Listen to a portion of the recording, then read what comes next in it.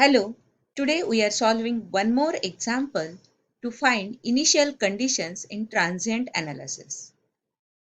Steps to find the initial conditions are: draw equivalent circuit or equivalent network at t is equal to 0 minus, draw equivalent network at t is equal to 0 plus, and draw equivalent network at t greater than 0, and you will get the integer differential equation.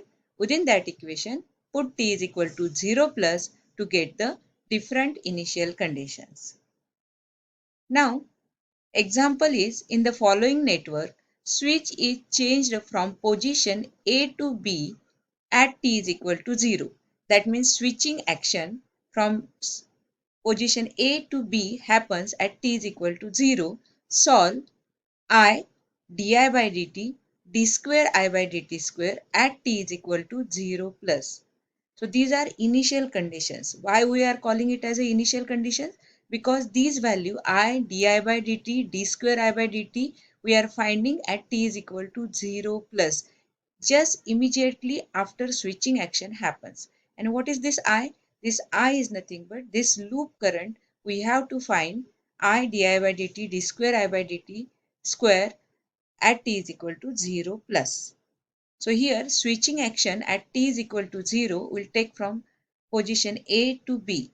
Means before switching, the switch is at position A. Before t is equal to 0, your switch is at position A, and after t is equal to 0, it comes to switch position B. So let's draw equivalent circuit at t is equal to 0 minus. Means your switch is at position A. Let's see. We want to draw equivalent circuit at t is equal to 0 minus. Your switch is at position A. Now you can check here, your current will flow from the source in this direction, because there is no path to flow the current through this capacitor. So current will flow through the resistor and inductor only. So this is the path to flow the current. Due to this open circuit, there will be no current in this branch. So we have to draw now equivalent circuit. Now in this case, it is not given whether your inductor capacitor is charged or not. So this type of example, you have to check what is the status of the network at t is equal to 0 minus, that is before switching. If some constant current flows through the inductor or capacitor, naturally they will store the energy and reach to the steady state. In this case, the current flows through the inductor.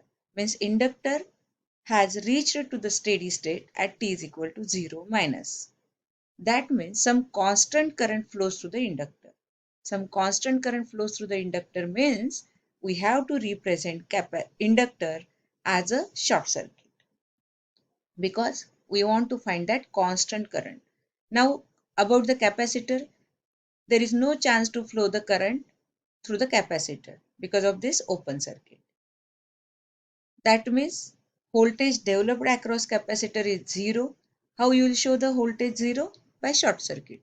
That means the voltage at this plate and this plate is same. That's why short circuit.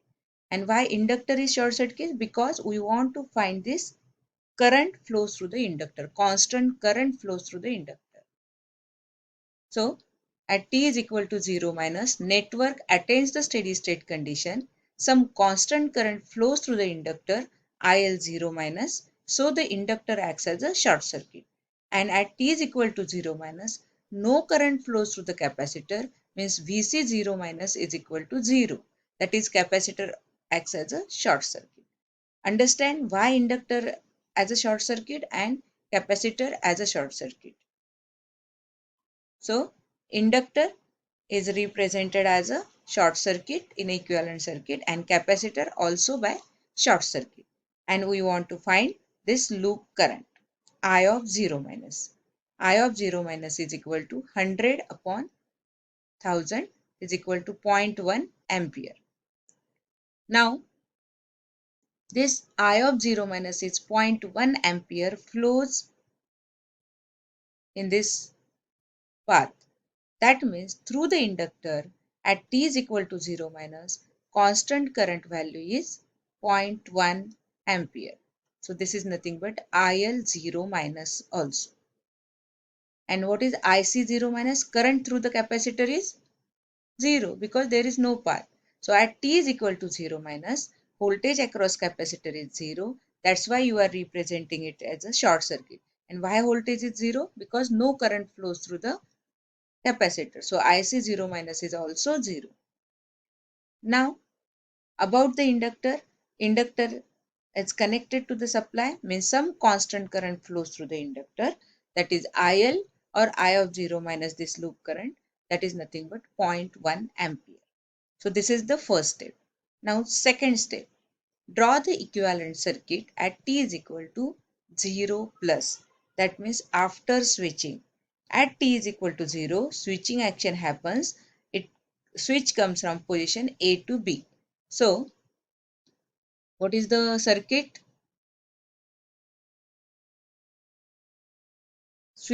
This is the t is equal to 0 minus. But here at t is equal to 0, switch comes from position A to B. So your circuit is like this.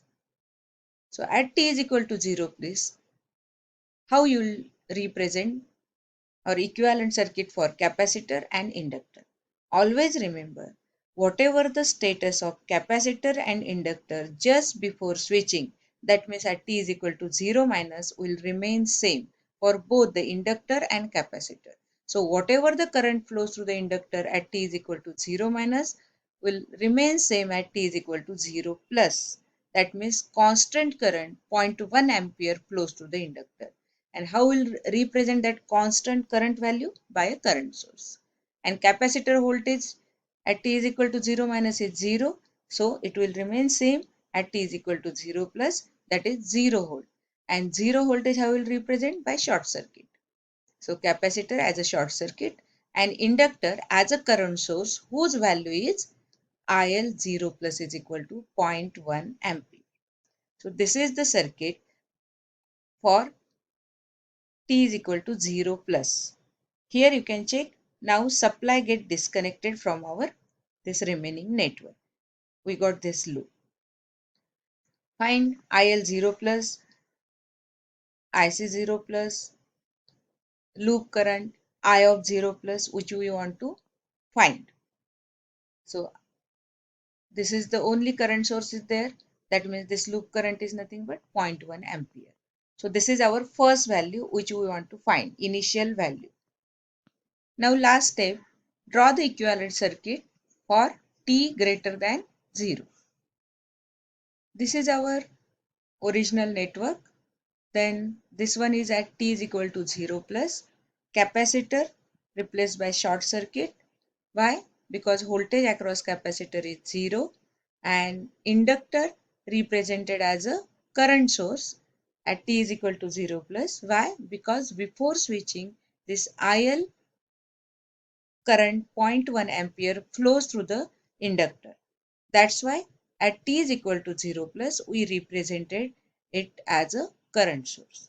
Now for t greater than 0, whenever we are representing this capacitor and inductor, we need to think about their initial conditions.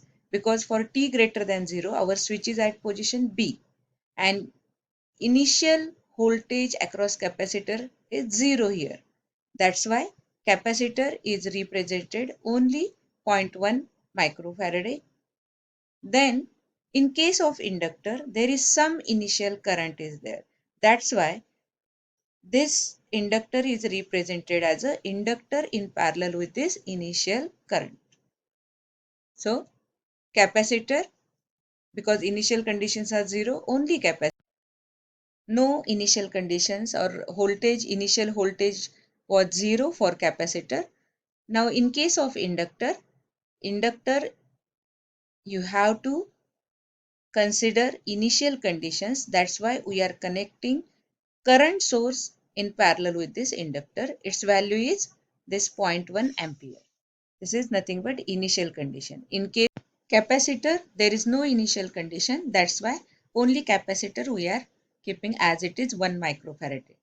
In case if there is some initial conditions, So what you have to do? That initial voltage you have to connect as a voltage source in series with capacitor.